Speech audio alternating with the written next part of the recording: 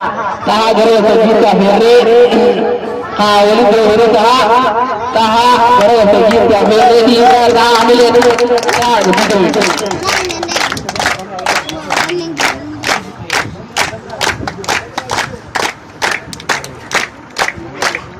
taha amile lalu taha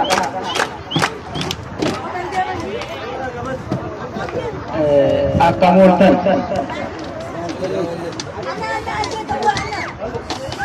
Duan Dursi Jia kabajama Jia sena gotota hati gudda ukesa kabun Ammaji Jia filatama kana keessatti yaadannoo ilmaan Oromoo gootonni Oromoo hundeen biqiltoota Oromoo itti yaadatamuun baga geessan isiniin jedha.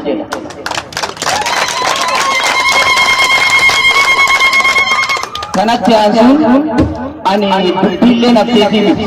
Ijoolleen keenya hayyoonni keenya baay'een isaanii kan dura seenaa dhiigaan sararanii fi dubbataniif lafa kaayaniif ammayyuu dubbatanii nutti ibsaa jiran seenaa boonsaa waan dhaloota keenyaaf ta'uudha malee waan hamilee guddaa qabu kan lafa kaayan kan abdii uummataa akka ta'e isaanis jajjabeessuun barbaada.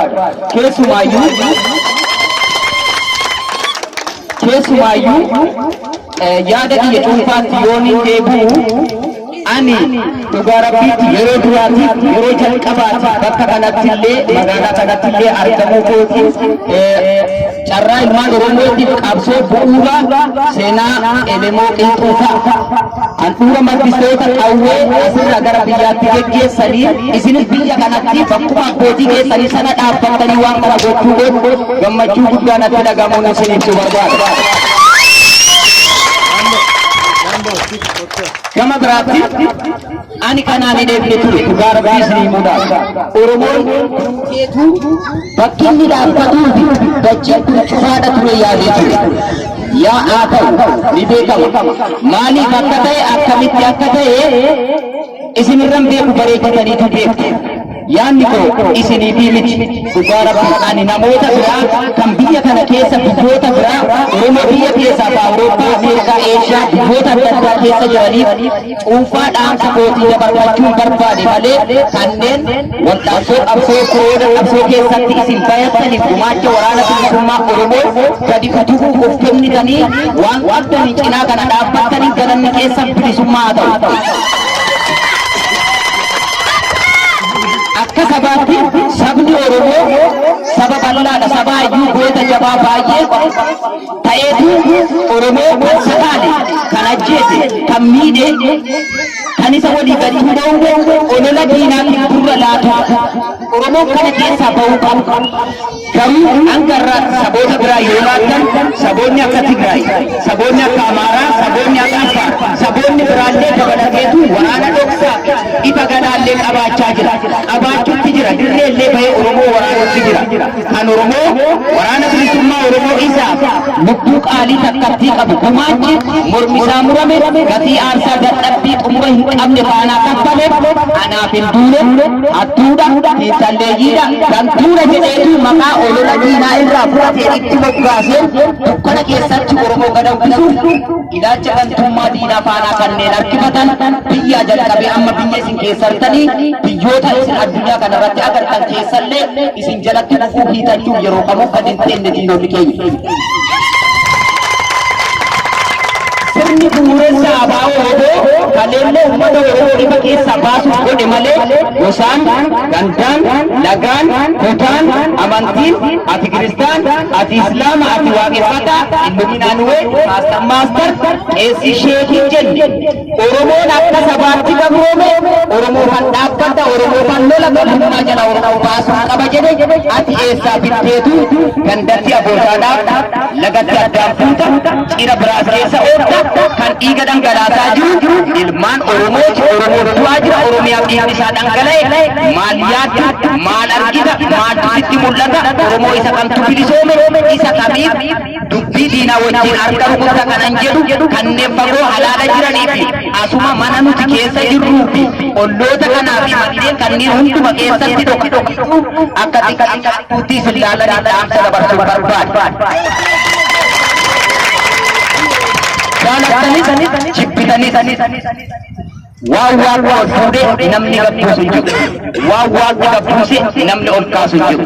Otoo jaalatin, otoo isin yaadin waraanni bilisummaa Oromoo irree fi humna isaatiin gargaarsa waaqaatii fi gargaarsa ilmaan Oromoo qabsoo Oromoo sanaaf tumsaniin dachii guuteetu mul'atee sadarkaa diroonii fi miisaayila ni gulal pilaastikiidhaan sadarkaa itti barbaadamu keessa seeneera. Gosi boonsa malee simbochi.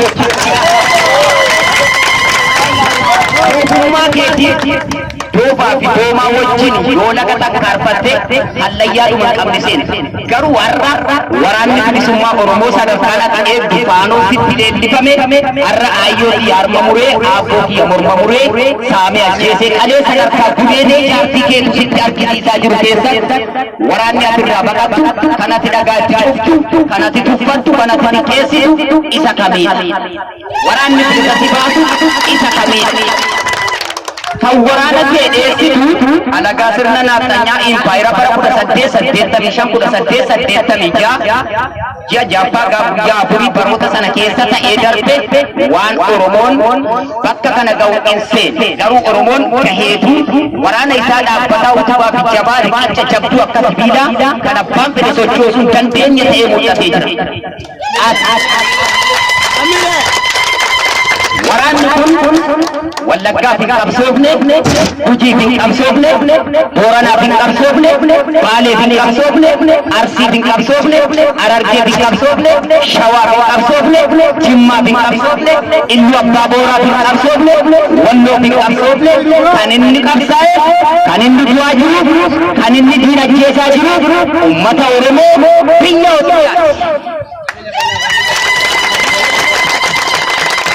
Agayya sottoma yaadachuu dandeessa weellisaa beekamaa bara 1996 eebbisaa addunyaa maaliitu jettaniitu yaaddan kan isin waraana bilisummaa Oromoo xiqqeessitanuu dhagaa itti darbitanuu addeessanii shaneemmaan siddi abaa'oo battuudha abaa'oo battuudha abaa'oo fakkeessituudha eenyutti dhagaa darbita eenyu taateetu qubala yaa obboleessa kiyya biyya kana taatee biyyoota biraa sanarraa jalqabee amma adaniitti adan amma arguukooti. Seenaa keessa namoo darbeetu nam beekana jeettiidhaan sanarraa jalqabee ammaasiitti Oromootiif kaadhimama ilaalcha akkamii akka qabdan hubannoo guddaan isiniif qabu. Namoota waraana kanaaf dhaabbatan ilaalcha waraana kanaatiin namoota gaarii qabanii bamaa qaban nam beeka. Ilaalcha gaarii qabaatee sabaaf taafeera. Ilaalchi hamaan doofummaaf gadummaa sirna nama nyaataaf dadhabaa sana ati harkifatte har'a hin danda'u. Ilmaan qabsoo Oromoo bakka kantu as bahe, ilmaan amaana Oromoo nyaanne as bahe, ilmaan kuma baasantu as bahe, balballi ati baatuunis hin jiru, yeroodhaaf dibbeeru guddaa, yeroodhaaf ololaa guddaa, kun carraa saba gaarii. Saba bu'aa. Ano amara kan isa hidhachiise beektu ani keessumaayyuu yaada guddaan ani itti qabu qeensi Oromoo sheekii Oromoo barsiisaa doktora profeesara injinar paayilot profeesar baayolojist aktiivist of laallatu keessatti sabni goota isaaf hin qabne yeroo kamuu harree diinaati. Yeroo kamuu aktiivina arraa waraanni bilisummaa Oromoo eegduu wardiyaa sekuriitii riikaardii riqicha kee utubaa kee jabduu kee furtuu kee siifis ta'ee naafis ta'ee kan amma barbaadamu qaama barate kan amma sa'aatii kanatti Oromoo barbaachisu dhiira gadi dhaabateetu diina kuffisee kufe dhufa. Amni barate Dr. Hayilee Fidee waan quufe silaa sirna Itoophiyaa kana keessatti mataa ol qabachiisee Itoophiyaa kana walitti hidhee Oromoon kana boodatti akka mataa qooda sana galanni isaa du'a ta'ee darba. Doktoraan hayyuu meeqatti dhabne profeesara meeqatti. Amma Oromoo sa'aatii ati jirtutti profeesaroonni hayyoonni Ameerikaa fi Awurooppaa kana keessa jirtu harka tokko qalama duwwaadhaan deemtu biyya asitti deemaa jirtu sun Afrikaadhaa keessumaayyuu impaayira bulbul. Alamaan in gala jaalatti sirni Itoophiyaa kana keessatti miti Afrikaa 56 keessatti kan kana yoo ati qawwee qabaatte yoo ati ajjeefteetu irra dhaabbattee mirga keessana kabachiisiftee sirna walqixxummaa isa durbaasaa dhabeefite. Ayyu Oromoo kamirraa hojii san qabu daandii Oromoo ammoo waan inni maqeessan ananima abbaan fe'e. Keessumattuu yaadachuu dandeessan bara 1997 Dr. Mararaan filannoo injifatanii. Mallas barataa isaanii. Sababa maaliitii Dr. Mararaan hooggansa biyyattiin impaayera Itoophiyaa sana dhaban jettanii yaaddu? Duuba isaatii humni qawwee hidhatee hin jiru waan ta'eef ari'atanii araartuu keessaa. Dr. Mararaan kooti. Qabsoo Oromoo keessatti waa baay'ee dabarsiisee waa baay'ee agarsiisee ani ilma xiqqaa isaaniiti hangafa qabsooti isaan. Qabsoo isaanii keessatti tokko riqira jennaan eeyyee jira. Harka qalamaa qofatti amanayu. Harka qalamaatti amantummaan hin fudhatu.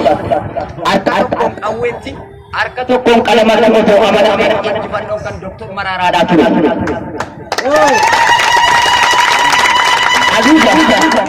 Arra suuqa keessa deemaniitu waan barbaadan dubbachuun duratti hammana kana wal gaaniitu dhaabbatanii dhugaa ilmaan Oromoo haqa qabsaa'ota Oromoo humna hidhannoo waraana bilisummaa Oromoo ABO gadi jabeessanii sira kan galmaan keessa Oromoo guutuu addunyaa irra jirtan abjuu keessa jirtan in irraanfattan. Faajii arra fuullee mootummaa fi mirgatti isin argitan tana fiizaa namoota warra Oromoo galee kana isin himu gaaddisni fiizaa warra Ameerikaa Awurooppaa biyyoota biraa keessaa masillee paaspoortii baafataniitu dhugaa Oromoo kana halan iskiriin seebarii kan isaan fudhataniitu uffatan maqaa keezii ABO'tiin jiraata abbaan barbaade ni beeka. Jota Awurooppaa fi keessatti fi warri bakka fedhellee dhaqe keezii ABO'ti warra biyyarraa ba'e ABO'tti dhagaa darba ABO hattuu godhee gantuu godhe bareechineetu beeku.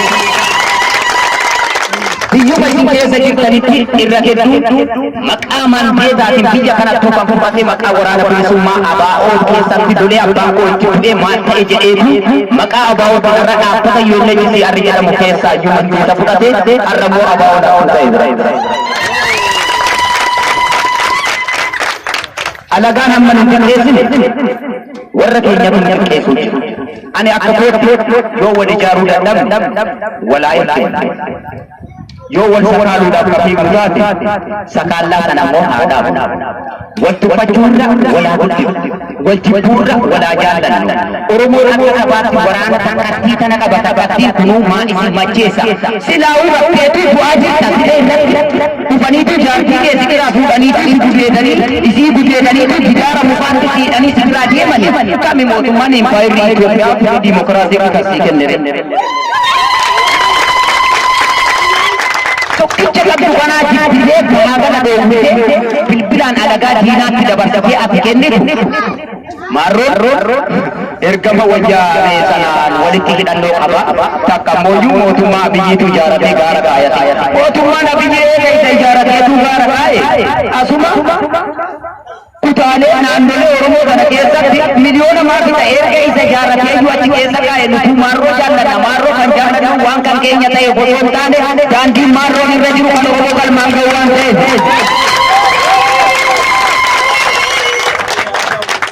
Qabsoon obbolummaadha. Daandii hangaa irratti malee firooma naannoo bandoo maaliin jiru firoomni naannoo bandoonni waan biyya Yaman kana keessatti isin godhee beeku. Eessaan isin ga'e sakaaleetu isin xaxxareetu kun maaliif jettaniitu bakkoota meeqa wal fuudhan daandii takkiitti qawwee sana dhiisanii abooshaa araddaa gandaa lagaa buusaa cabdee maalii araarsa abaarsa waan walaakaa hin beekteenu daandii sana lafa gattanii caffee ragadaa ooltan. akka sabaatti gabroomteetta akka sabaatti hujirta sirni si ajjeesaa jiru amantiidhaa miti hin gowwoomin hin sobomin sirni si nyaataa jiru kan naannummaa miti kan gandummaa miti hin sobomin sirni si ajjeesaa jiru oromoo taatee argamuun kee yakka oromoo taatee beekaa ta'uu kee yakka oromoo taatee wallaalaa taatee argamuun kee yakka oromoo taatee dhalaa taanaan duuteetta oromoo taatee dhiira xiqqaa taanaan illee duute jaarsa jaartii beekaa hayyuu qotee bulaa barataa barsiisaa hojjetaa hojjechiisaa akka warrummaan mootummaa sana qawwee baatee deemullee yoo xiqqoo harka oromoo sibiila ol kaasee carraan inni qabu rasaasa qarshii shanii kan du'aati maa galanne sarkattu kan bilisa si baasu siifan lola siin jedhe keessumaayyuu yaadachuu dandeessan gootichi oromoo jaalmaarroo kumsaa dirribaa waan dubbate keessaa dubbii yeroo kamuu deddeebi'ee na dinqu ummanni oromoo kun dhugumatti yoo kan bilisoomu taate an bineensa bosonaatiin bilisoomsa siin jedhe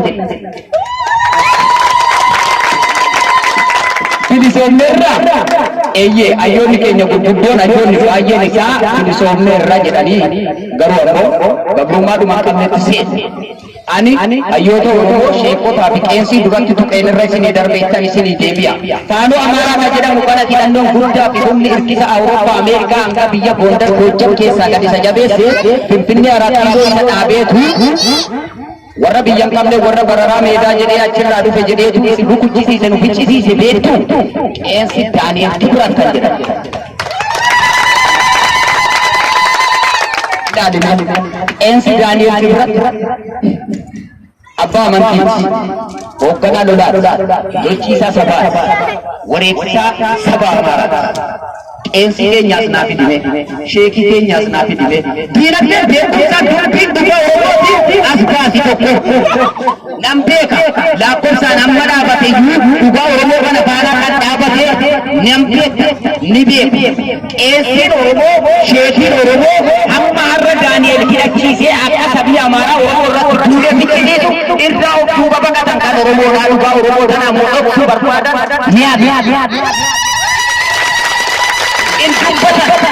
ni sodaatu saboonni biraa amantii osoo hin jaallatin sabummaa isaanii filatan saba amaaraa keessa kiristaana kaatolika ortodoksii islaamikii oromoo keessa kiristaana kaatolikii ortodoksii jira waaqeffataa illuminaan nuweenni teente maal hundaa jira garuu ati kan du'aa jirtu kana hundaa miti amaarri amantii kana hunda hin qaban maasii ajjeesa oromoo ta'uu keeti maaliisa oromoo ta'uu keeti warra addunyaa kanarra jiru dhaammachuu barbaadame ani ayyoonni oromoo keenya kun ka'e waaqa sodaadha keessumaayyuu ameerikaa fi warreen awurooppaa kana maal jirtan guyyatti doolarii takka osoo gurgurtanii qawwee dhibba takka warra bituu danda'u hin xiqqeessa doolarii innumaayyuu investimentii intarpiraayizariiti maal waa hunda jira waa hunda qabna qabeenyi keessan kanarra qawwee murtiisaniitu nutii guyyaa qajeellee lolluun godhin mee doktorummaan keessan maal du'a oolchaa jira mee hayyummaan keessan maal du'a oolchaa jira mee injiinarummaan keessan maal daandii rakkoo biraa jira qabeenya qabdanii beekumsa qabdanitti sammuudhaan fayyadamaa harka tokkoon ammoo qawweetti as deebi'a qawwee akka hidhannu qawwee hidhachiisa qawwee cinaa dhaabbata yaadachuu dandeessa biyyoota akka ameerikaa fi waraana waggaa meeqa keessa turte ishii waraana addunyaa tokkoffaa keessa isiin harka ingiliiz galaggala dhuftee turte waggaa 150 alaabaa isii hojii kana yeroo meeqa beekamte waraanni irratti deemee 12 maaliin bilisa bahuu dandeesse biyya Jaapaan jedhamtu kana lafa jala balleessite mataan isii lolteetu wal waraananii abbaan humnaatu ra'u seerri isin diimokiraasii daandii karaa nagaa keessatti Itoophiyaa keessatti numaayyuu oromoodhaan jaallattan ayilee fidaa tuulii dide isinis kunoo biraan gaheetu oromoo kuma 500 ol du'atti jijjiire qabeenya biliyoonota miti aayyolee fi aabbolee daandii irratti baase diroonii mana citaa fursiise barataa barnoota dhoowwe hojjetaa dhoowwe qotee bulachuun isaa rakkise kamiitu nagaa isaaniif fidame akkamitti nageenya isinii bu'a jettanii yaayyoota keenya jarri naftanyaa kun jara yaa hayyoota Oromoo biyyoota biraa keessa jirtan nafxanyaan daandii nagaa beektuu daandii tattaaffii qawwee qaban cabsa beektu. Afaan cabsan malee nama ta'an ajjeesan malee hin kabajamu. Joosan malee biyya mirkaneeffate biyyi tolatee argamtu siin jirtu Oromoo sobabi waa lama wal bira hin jaallannu hin jaallatina. Bilisummaan waa lama barbaadda. Tokko lubbuu qaalii sirraa barbaadda. Isiitu qaaliidha waan ta'eef. Lubbuu qaalii kenniteetu bilisummaa kana fudhatta malee seekkaree sirbee iyyee tanuma dubbadhee asii deemee bilisummaa kan fidu hin jiru kan fiduu danda'uun lubbuu qaalii fi biyyi sun caccabdee baddee qabeenyi itti manca'eetu bilisummaan dhufti Oromoo kana ofitti himna kana ofitti himaa kan biyyoota biraa keessatti daandii keenya gara qawweetti as nu deebisa. Qawween ulfinaa fi kabajaa fi furtuu dhukaasa lallaba jalqaba Oromoo waan taateef irraa hin maynu irraa isnuma asuu dandeessan. Siluma jalqaba qawwee malee gaafii garaa nagaatti qalamaan jalqabnee qalamaan xumuratu. Gaafuma jalqabnu qawweedhaan jalqabne qawweedhaan xumuratu. Yaada kiyya isinii gabaabseen jira. Biyya kana keessatti dargaggeessa hedduu jira. Oromoo biyyoota addunyaa biraa keessa jirtan keessumaayyuu Oromoo biyya Yaman fedhii filannoo fi ilaalcha qawwee faana akka jirtan akka jirru akka hubattan isiniin jechuu barbaada. Kanaan dura viidiyoolee hedduu irratti illee ergaan biyya Yaman isinii darbeera. Kanumaaf daandii takka ittiin nuti qabnu daandii waraana bilisummaa Oromoo qawween aan waarsitu Oromoon haa waaru furtuu bilisummaa Oromoo waraana bilisummaa Oromoo afaan qawweetiin galmanii keenya galatoma.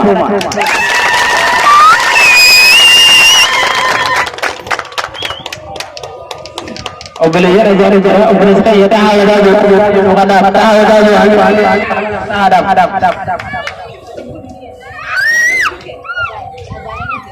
adaan kan